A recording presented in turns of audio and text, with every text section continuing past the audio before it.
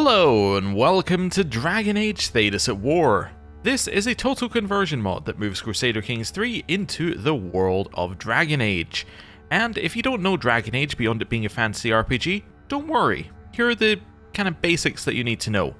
First of all, it's got all of your fantasy tropes. It's got your dwarfs, it's got your elves, it's got your magic users, all of that sort of stuff. Then, the twist for the setting is basically that every couple hundred years or so, nasties will appear from underground. They'll spread across the land, causing lots of destruction and all sorts of horrible stuff. They're called Darkspawn, and them rising up is called a blight, because it's essentially like a blight across the lands. Makes a lot of sense.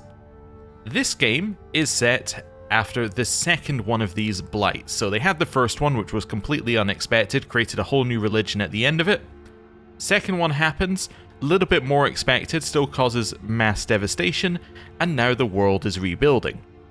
In case you're wondering where it's set in the Dragon Age timeline compared to the games, the first game, Dragon Age Origins, takes place during the 5th Blight.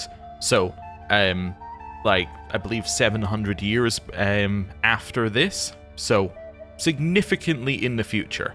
So this is right back at the second Blight, and the reason why they chose this date is because the world is still fairly fractured. We have a giant empire over on the left, which is Orlais, and then we have this very fractured one over here, which is Ferelden, which has just had the first person declare themselves king. And that is who we're going to be playing as when we have a look at this mod. So, this is the first person to declare themselves king. This is Teyrn Caedmon. Basically, everything in Ferelden is just a whole bunch of individual tribes right now, and it's going to be our job to merge it together. So, let's read a little bit about him.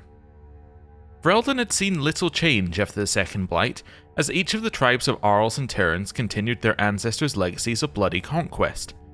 Caedmon grew to manhood hearing tales of his grandfather, the first man to ever become a Teyrn, and this only added fuel to the ambition stirring in his heart. Upon his father's passing, he vowed to unite the land and started by declaring himself king. In truth, Caedmon could not become king through words alone. None of the populace would take his declaration seriously, for there was only one language of power in Ferelden, one which left the rising monarch's course of action clear. To wage war such as his ancestors had before him, and to unite all of Ferelden by the sword. Caedmon has quite the ambition, but does he have the tactical mind and prowess to see it done? Will the king in the making fall short of uniting his people as one? Well, let's find out. Now, we chose this character for a reason. You saw it said that there was special story content. Well, there's a lot of special story content for us to look at. First of all, it uses the struggle mechanic. So you may see this in base Crusader Kings in like the Iberian Peninsula, the Iranian Intermezzo, and I think there's another one that I'm forgetting. I think they reused it in All Under Heaven. Essentially, we've got a struggle here.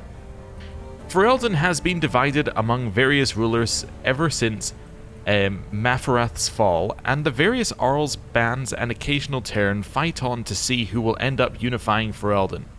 Yet all around the plain lands are others who have yet to accept the Maker's song into their hearts.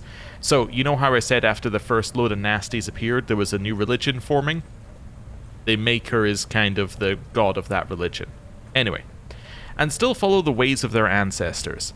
This conflict between Andrastians and against the followers of the old ways have shed much blood in Ferelden, and will no doubt spill much more. For Ferelden yearns for unification, yet who and what will be unified in the end depends on those who fight and win in this land. I will make sure House Danason is part of the ones that defines the future of my home. Okay, cool. So, struggle. It works very similarly, as far as I can tell, to the Iberian Peninsula struggle. We'll get into it when we get properly into game, because there is another bit. I hold my grandfather's sword, first in this land to become a Teyrn. I close my eyes and touch the blade to each shoulder, for there is no one left to confer my rule upon me. Blessed are those who stand before, the corrupt and the wicked, and do not falter. Blessed are the peacekeepers, the champions of the just. When I next open my eyes, I am king. The people do not accept my rule because they cannot comprehend the scope of my ambition. They have witnessed only the strength of my forebearers and none of mine. I must show them that the strength of the Dansen line lives on in me. That I have not only the strength, but also the vision to unite this land under one banner. I am ready, both my mind and my blade sharpened for the task. And once I succeed, they will no longer tell stories of my kin, but of my victory. Will Caedmon follow in his grandfather's footsteps and become king of Ferelden? Well, that is what we're here to find out. So, looking at the map here, we have Ferelden over here. So this, I assume if I go to default king, maybe default empire. Yeah, there you go. You got Ferelden. And on the other side, you got Orlais. They are separated by a piece of terrain, these mountains here. So it's kind of like a natural geographic gap between these two. Now, you might be saying, aren't there more players in this world? Yes, I believe that they may be adding these over time. Like, I think Tevinter is up here from memory. There's all sorts of ones over here and here and here. I believe it's there, maybe, that Dragon Age 2 takes place. It's somewhere along here. Anyway, so that's kind of where we're at. If you think about it in terms of games, you've got Dragon Age Origins. I think somewhere over here is Dragon Age 2. It's probably all over there. What we've got here is effectively what was available in Inquisition, and then what was available in Veilguard is kind of like there, the bit that isn't in yet. So, there you go. So, let's have a little look at this struggle, because this is kind of the most important thing for us. So, if you don't know how struggles work, basically, things happen, whatever those things are. They will either add into one of two things, like two paths, so they either go into conciliation or hostility in this case, and then that chooses how the struggle progresses. You can end the struggle by being in the right phase, so like this will move you, we're currently in the opportunity phase, but you can move into this phase or this phase, and they will unlock different endings. So, the endings that we have are dominance, so you get a whole bunch of bonuses, but what we really care about is what's in here. So, at least one of these. The struggle phase has to either be hostility or compromise. You have to completely control the region of the Ferelden struggle, which if we have a look here is basically Ferelden. Although it's not all of Ferelden, because it doesn't include the mountains over here. So, there you go. And then you need to have certain other conditions. Every de jure county of your capital kingdom, in our case Denerim, must be Tlain and Alamari Maker Cult, so that's already the case for our character.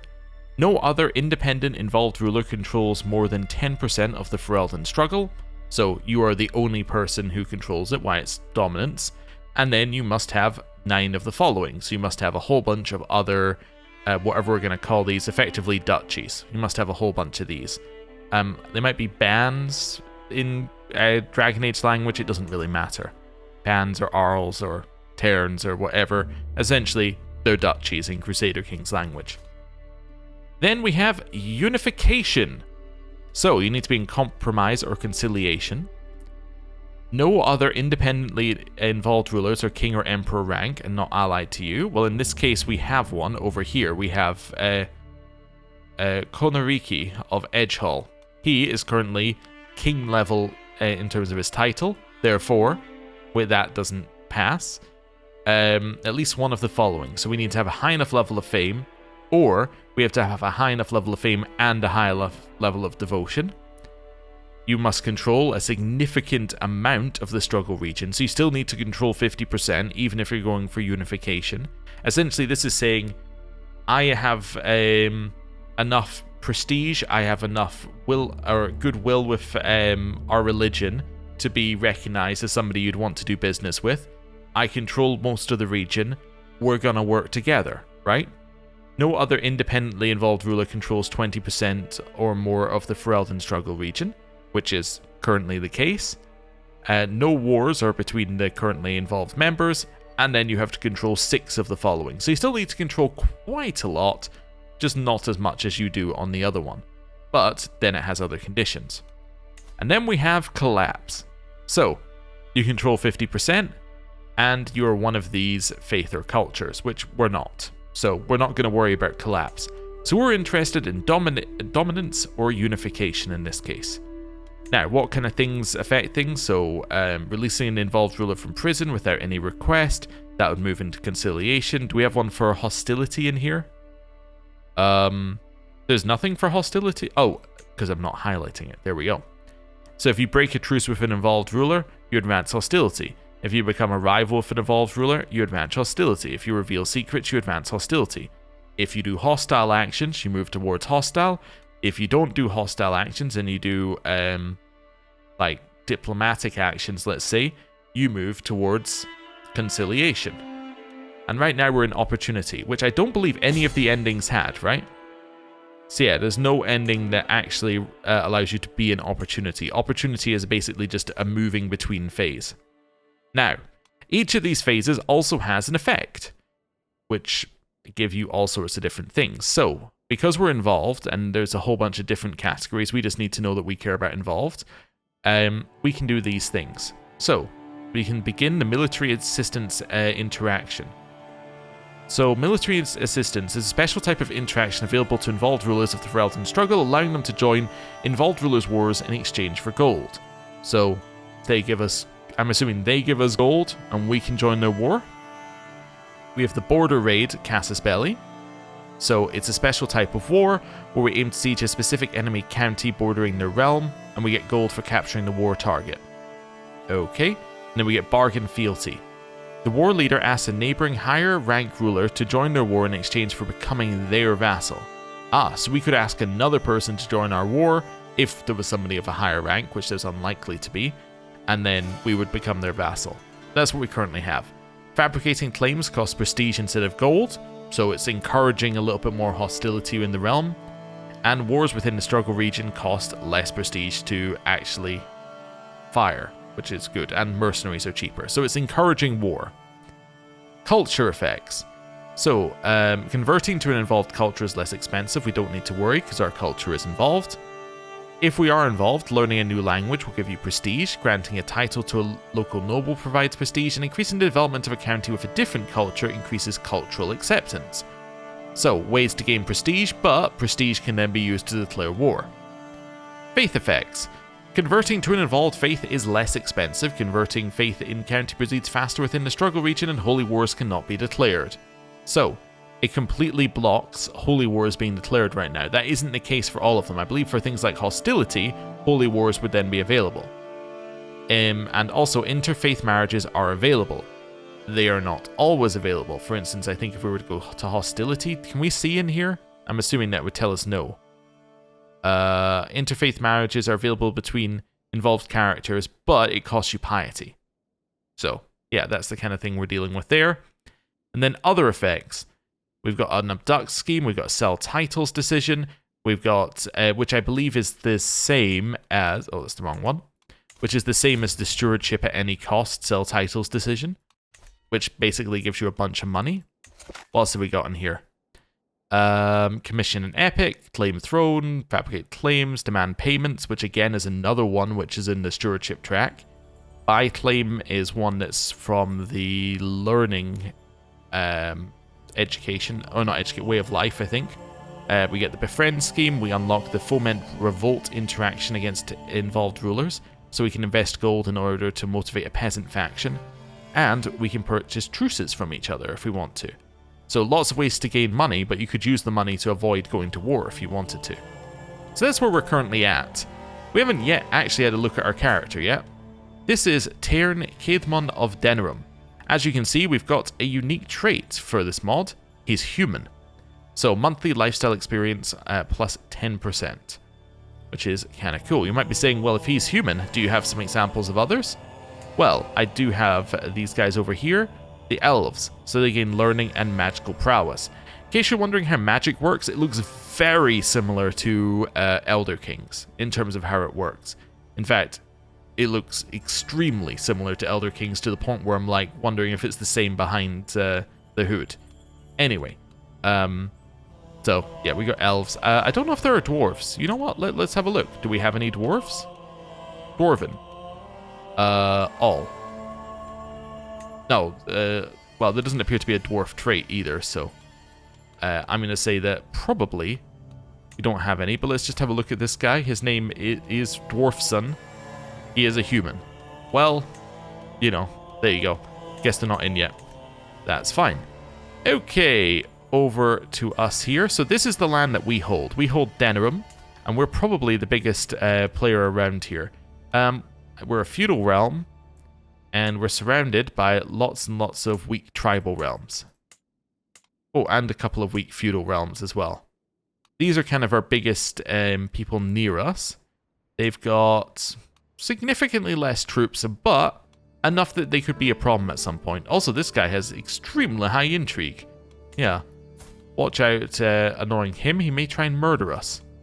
Okay, cool. We have one son who is Tilmal, and he is weak.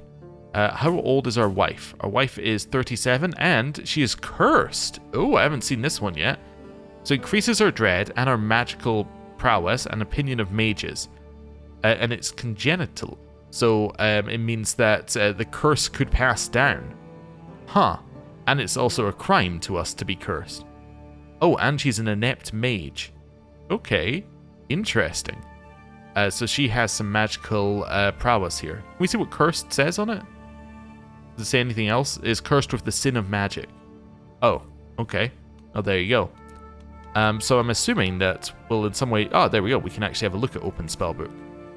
Although I don't have a Court Enchanter set. Can I set a Court Enchanter? Would that be via here? Court Enchanter. No. I guess I can. It might be related to our religion, and maybe not allowing it. But anyway. Here's our religion. We're the chosen people, so we can convert things faster. But converting in counties of a different culture is slower. So, if we have either culture or faith, it's faster. If it's a completely different culture and faith, it's slower. So, there you go. Unrelenting faith. Members of the clergy can serve as commanders or knights. And then we have something that allows us to consider other Almari faiths to be hostile instead of evil. Anything else we need to look at? We have equal doctrine, which I assume means that our inheritance is equal. Is that correct? Yep, equal. It is Confederate partition, but it's equal. Confederate partition's a little annoying because it means if we were to get a whole other kingdom, then it would split our land in half. Do we have the option to switch from Confederate partition? No. Because we don't have high crown authority, powerful vassals don't like us, and we don't have the tech. Okay, so how far away are we from the tech? What do we actually need? It's something like hereditary, right? Partition. We need hereditary rule. So, that's currently just not available to us. We do have war Mabari. Mabari are war dogs, but when I say dogs, they're like really muscular dogs. So that's what we got here. Are they any good? Oh yeah, there you go. You got a picture. They seem fine. Yeah, they don't seem absurdly good or bad. They're just fine. It's 33 years away from early medieval. Early medieval will then allow us to get towards hereditary rule, which is what we would really quite like. We might still be able to put we might be able to put some kind of law on our primary title, a succession law. Yeah, so we could have like some kind of elective type thing, but yeah, we'll worry about that later. Okay, cool. Oh, one other thing it did mention on the mod page, they also have Mega Wars, they say, which is a mechanic which is in the Game of Thrones mod. I don't know if it's the same, but the idea basically is if you had somewhere like Orlais, right? Instead of them all attacking, or instead of a faction just being like, oh, it's this person versus the liege, other people could join in, and it kind of splits the realm temporarily into like mini realms, and then they will join back together again at the end. That's essentially the concept. Anyway, so we have one heir. We would ideally like to have more than one heir. Our wife is 37, so there is a chance that we could have more than one heir. She is a little cursed. We cannot have any concubines, so that's the situation we're in. Oh yeah, religion. We're doing this quickly. What's autonomous authority? Faiths in the same religion are considered to be hostile, considers other faiths that share their head of faith to be astray. Oh, but we have no head of faith. Okay, that's because it's an unreformed religion currently. So we would probably want to reform the religion. So we've got a couple of places we need. So Haven, Jader, Amaranthine, Denerim Chantry, and then where's the other holy site? Oh, it only has 4. Oh, okay, but we could reform it anyway, because our religion has 3 of them. So that would cost... your realm... Oh, my realm has to have 3 of them, sorry. So we can't do it currently. But it would also cost quite a lot more piety than we currently have. Cool. Anything else that we need to do? We need an accolade, we need a personal physician. We also have some things in here, so I think I have some things that need to go up on the wall. So let's put our banner up here. And maybe put a banner up here. Cool. That's fine. Personal physician. All of them are poor. I might go with this guy because he's got reasonable learning, unless he has a negative. He doesn't have a negative, so we'll go with him. But we'll tell him to improve his own skills, which should mean that he'll get the novice physician trait, which will push him up to probably good at this point, which I think is alright. Caravan Master is almost always worth putting somebody in for as well. I'm not going to spend any extra money on it, but it's probably worth having him on improved skills. Seneschal is really good because it makes your other people good, so if you're going to have one, you might as well have the Seneschal. Let's increase the aptitude of other court positions, so he's already up to average here. Wet Nurse and Tutor are great for making sure that you actually have children who end up educated. Ooh, another cursed one with poor magical abilities. Maybe all magical abilities are cursed in our realm. I don't know. Anyway, I'm going to go for Mother here. She's not very good, really, as a tutor, but she'll do for now. She won't live that long. Try and improve our court, our liege's heir. Or I could do Educate Children. You know what, let's do Educate Children. Try and boost children at court skills. And then we don't have any wet nurses, which probably need to marry off people in... means we need to marry off people in our court. Right. In here, we already have a bunch of martial traits. We have Stalwart Leader, which means we can lead armies without worrying that we're going to die. I think we probably go down this path and we go down Strategist, trying to basically just make ourselves a really good army commander. I think that seems like a reasonable thing to do. Let's go for this one. It gives us advantage as well, which I think will be good. And then we'll go down Strategist. Wonderful. So that's our lifestyle chosen. We can hold court, which I'm going to ignore for now. Ooh, what's this one? So, we can hire 75 gold to recruit a veteran. 3 veterans from the free marshes will arrive as guests at your court. Okay. So this is effectively invite knights. But it's a different way of doing it. I wonder if these guys come up with better stats than the invite knights decision. Because these look very similar. Because this is 12 and war. Yeah, interesting. Anyway. Sell trivial titles. We should definitely do that. It costs us prestige and gets me money. So we'll definitely do that one. Again, the nickname The Greedy. Not ideal is the first thing to get. Ooh, and unification decision. So we have a unique unification decision.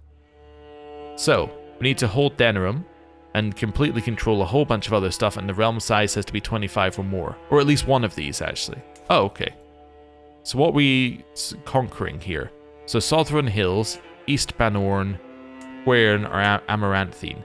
So basically one of our feudal neighbours. And then I'm assuming that will give us the Empire of Ferelden, which will then be called a kingdom. Okay, cool. So we should probably consider doing that. Right. Do we want to have a look and see if there's anybody to marry our son off to immediately? Like if I was to marry him off and just have a little look at alliance power, who are we looking at? Astrid Yngvar's daughter of Clan Thundereye. So where is Clan Thundereye? So they're all the way down there. They're quite far away. Next, Thaindom of the Far Peak.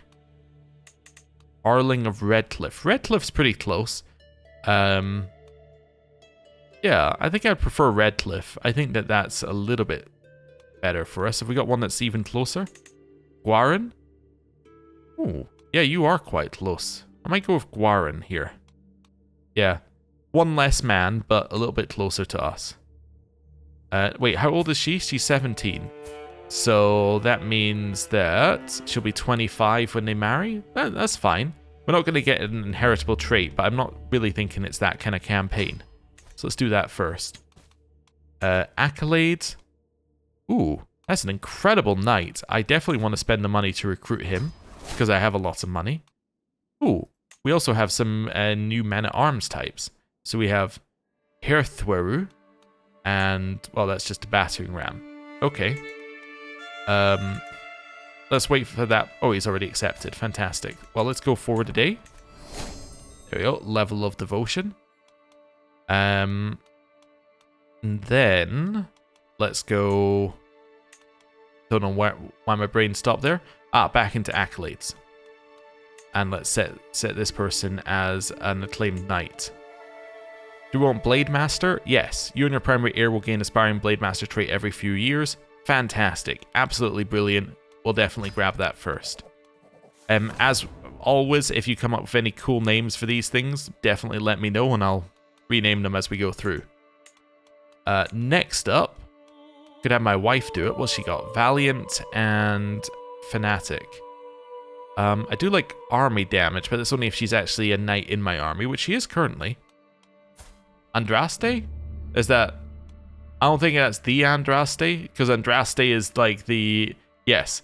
After the death of Andraste, and her followers dispersed through the lands, and yes, so she was involved in the religion. She just happens to have the same name as... yeah, the spark for this religion, which is very intriguing. Anyway. Mentor is pretty good, right?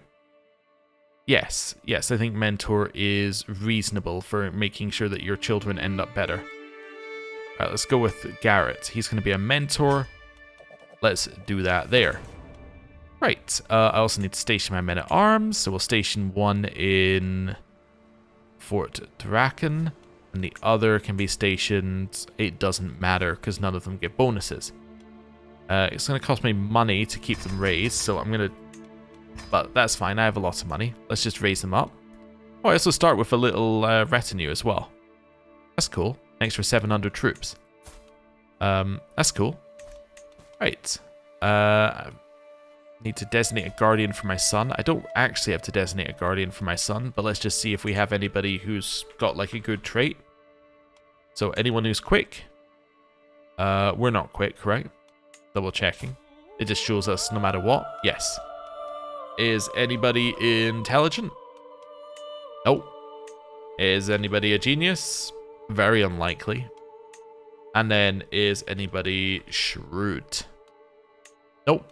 Okay. So I don't need to set one of these because the tutor will act as a guardian. Although people have claimed that if you manually set one, you can end up with you can end up with more events. So I guess we could try us. We're ambitious and brave. I mean, they're not bad traits to pass along. What's your education? He's currently doing a diplomacy education. His worst one would be martial. So, yeah. I guess that doesn't really help, but it's not like we have anybody whose stats are significantly better than us anyway. Like, if I went for diplomacy or learning, like, we're not going to end up with better stats. So, I guess we will become our son's guardian for now. Right, anything else that we need to do? Probably have a look and see if we can declare war on anyone. You can declare wars. Okay, what type of wars have I got? So I got Conquer Duchy, I got County Clash, I got Struggle Clash. You vassalize the contested title, destroying any titles the holder have that are equal or higher tier than your own. Okay. Wait, so you vassalize the contested title, destroying any titles the holder has that are equal or higher tier than your own. But that'd be the holder of, like, these titles, not the holder of, like, the top level title, I think. We got the Border Raid one that we read about, and then we've got this person's claim. You cannot afford the cost of the war. But, wait, so he would gain the Owling of Amaranthine, which is actually absolutely fun. Oh, that's my mother. It's my mother's claim. So she would gain that. She would become my vassal. Yeah. Yeah, it seems good. So she'd become my vassal. And then we would become her heir? That seems incredible. And then we can immediately fire that decision in here. Once we get the gold and the prestige. I don't really see a reason not to. Is my son betrothed yet? No, let's wait for that. Wonderful. Well, I think we should just declare a war. Let's go. Declare a war. My mother's claims. Yes, it's going to cost us a little bit. So just confirming, we are her only child and the only living member. Well, actually, no, it could pass to another living member of her house, but I think it would pass to us. Depends on the succession law, but I think it should pass to us. Would lower our level of fame down to disgraced, but I think that's okay. I'm willing to take that hit. Yeah. Let's do it. Yeah. Declare the war. I don't know why I was trying to declare the war twice. Let's raise all of our troops here. And I would love to call in my ally as well. There we go. Always nice to call in my ally before my ally ends up calling us into their war. Wait, did I say he now has a hook on us? Wait a second. I may have clicked that one away too quickly. Wait a second. Hooks and secrets. Oh no, I have a hook on this guy. Oh. Okay. Sure. That's fine. Whatever. Don't know why, but I do. Need a new steward. I didn't actually check these, which I probably should have, because our marshal sucks. But, you know what? Our marshal's a really good steward. Yeah. I might put you in as our marshal. That's fine. Domestic affairs make my vassals like me, increase my money, make sure people don't murder me. Yeah, those seem like good things to do. Right. In here, we can demand payment from my vassal. I don't really need to. I have money. Let's go. So what's this? Oh, Mega War. Attacker point of view. Oh, this is interesting. So I'm attacking. And my vassals are also attacking? Oh, so I guess they've joined in this war? On my side? And then there's a neutral vassal of mine. Is that correct? Yeah, so they become disconnected from my realm temporarily. But they will reconnect to our realm afterwards. Interesting. So they make them basically a tributary that will then come back underneath you.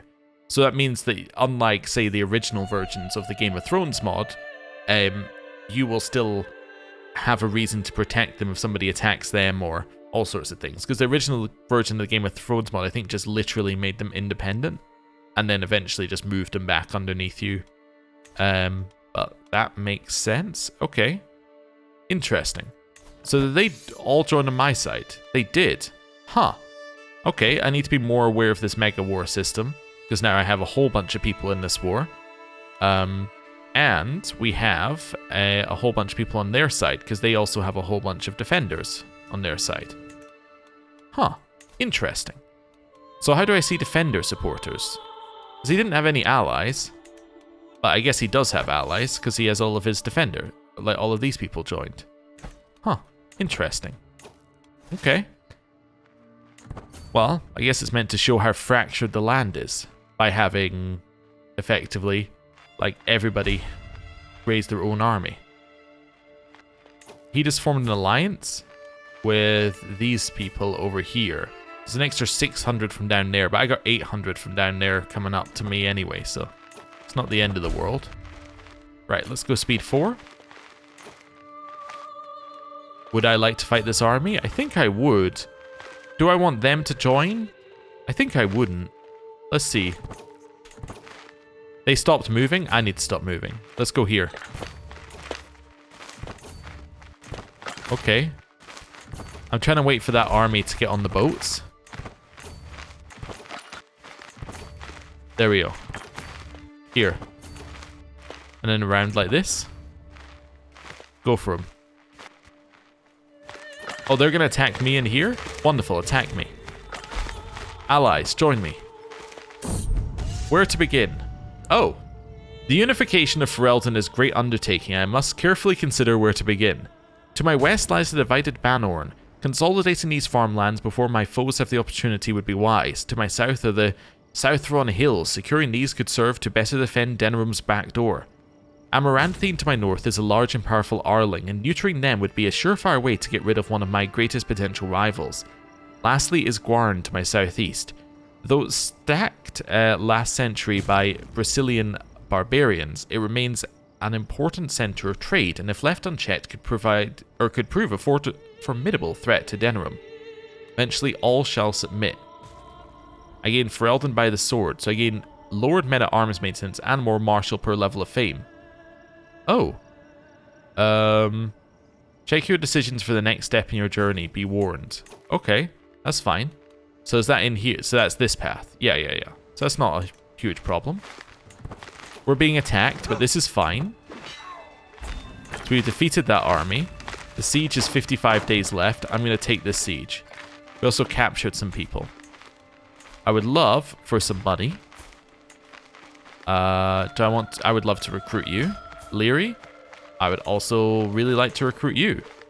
He's also cursed. Okay. Interesting. So we got some money, and we got some more people in our court. Catalyst triggered. So, ransom an involved ruler. Okay, they're sieging my capital, but that's okay. It's gonna take a really long time to siege my capital. It's gonna be so much quicker for us to siege this bit of land right here. Right, I would love to head back here and fight on this one, so they should have recently disembarked, so we should be able to do a lot of damage to them. We're now here. Our allies join in. They get significantly wiped. So we don't care about that one. We care about this one, where we lost 154 and they lost 3,000, which is great for us. We're now going to head back over here and start sieging. They don't have taking war score, but we're not getting a lot of war score from our siege. That's because we didn't get a whole county. We only got a singular part. We have to siege the other part. Okay. Prisoners. You're an R less, so you're worth some money. Here, we will definitely recruit you, because you're very high prowess. But I guess we'll also recruit you for similar reasons. And we will also recruit you for similar reasons. Nice. So, a whole bunch of people now joining us. Cool. Next, we probably want to set a wet nurse, because we now have people who qualify. So let's put you in there and get you to instill virtues in our children. Right. Over here. And get to sieging. 3 months left in the siege. I'll go speed 5 for the siege here.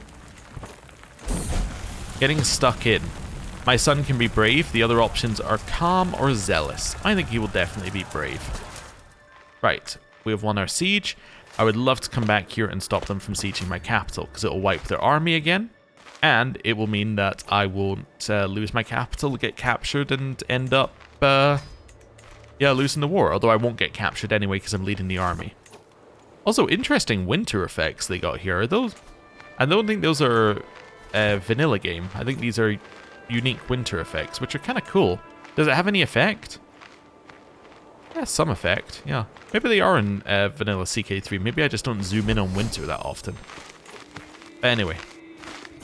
Head around here. And I would love to attack directly in here. So we get the defending bonuses. And we once again wipe their armies. Right. We have more people who can be ransomed. So we'll ransom you. We'll ransom you for some money. We got catalyst triggers for ransoming involved characters. Let's head over here and let's siege. Right. Anyone else in our prison? Yeah, we got 4 more. We got a Kalen. We'll definitely recruit them. Dane's recruitable. Pekor. We'll recruit him. He's actually an acclaimed knight for the other side, which means that they're going to lose their acclaimed knight. And they're going to lose some of their acclaimed knight's glory as well, which is nice. So, kind of a bigger hit to them. Also, every person who we recruit is in theory a knight, and we've just removed that knight from being raised like, if we were to just ransom them back, they would just raise them up again. So now we don't need to face them. Okay, that's a 19-month siege they're doing there. Do you want to take this one? It's usually by number of number of holdings that are filled in. So yeah, I think I definitely want to do that. What? Yesterday, I spent a delightful evening drunk on merriment and wine. As I wake in the morning with a huge hangover and no recollection of where I am or how I got there, I find myself in what appears to be a damp cellar with a freshly built wall covering the only exit. My calls for help are swallowed by the thick walls, and the hope of being found grows dimmer with every uncountable hour. Then there's only a rising sense of weakness. Maybe I'll just take a nap. Even as my mind fades, my last thoughts are that this was undoubtedly the work of that heartless swine Arl Ferelden. I still had so much left to do. He gains familial kinslayer, because he's my cousin, I believe. But yes, I was also killed. We have left this world at 33 years of age. We were murdered by Arl Ferelden of Amaranthine, a man not to be trifled with. He embodied the dignity and power of his title like few rulers can. Tyrn Tlemel ascends to the throne. Merely 10 years old, he will need to rely on his regent Ebris during his first years of rule. Murdered, we were the cultural head, we were disgraced, we were faithful, we had done martial lifestyle, and we were in one offensive war. Now we are our son. Okay, well, not ideal. What's our succession like? Is there a succession? It would go to our mother, who's of a different dynasty, and we would lose. Oh, that's not ideal. I'm definitely not ideal. Yeah. Well, I think we should win this war, and then we'll think about what that means for us. Definitely not a huge fan of the person we declared war against, although I can't say I didn't see it coming, because, oh, is that going to pop up each time? That's fine. It might pop up each time in vanilla CK3 as well. I don't know. Let's head here. But yes, yeah, we did kind of see that coming. We've now won the war, and I will now enforce my demands. So we've now expanded all the way over here. Next question, do I still have the decision? What's this one? The carrot approach. Come, Highness, I'm in the service of the Terran of Downerum. Shouldn't I have more than table scraps if I'm to spend my days absorbed in caravans on your behalf? There are no funds to spare right now. Right, so do I have the decision? No, so the decision is gone now, because that was only for the previous character. Huh. I don't know how I feel about that. It's a little unfortunate. Would be nice if it carried on to their heir in some way, like you tied it to the dynasty rather than the individual character. I think tying it to the character feels a little bit bad if your character, say, I don't know, gets randomly murdered. I think that adds, that creates a little bit of a problem. Anyway, for now though, I think that's fine. We still have the struggle way of ending things. Yeah, let's carry on like this. We need to grant a whole bunch of vassals to rightful liege here as well. And then we're going to have to fix our succession somehow. How many years are we away from getting to here? So we're 31 years from here. But then we're also however many years it takes us to actually progress hereditary rule as well. Okay, interesting. Well, I was going to zoom out, but it doesn't really look that good on this one. But let's zoom in, because it doesn't have a table or anything like vanilla. So let's zoom in here. Right. Well, I'm going to end the episode here. Thank you very much for watching. If you enjoyed this, as it's the first episode of a series, please consider liking, commenting, subscribing, all the things that everybody tells you to do, because it does help with search ranking, and it really helps on the first episode of a video. So, thank you very much for watching. I'll see you next time. Goodbye.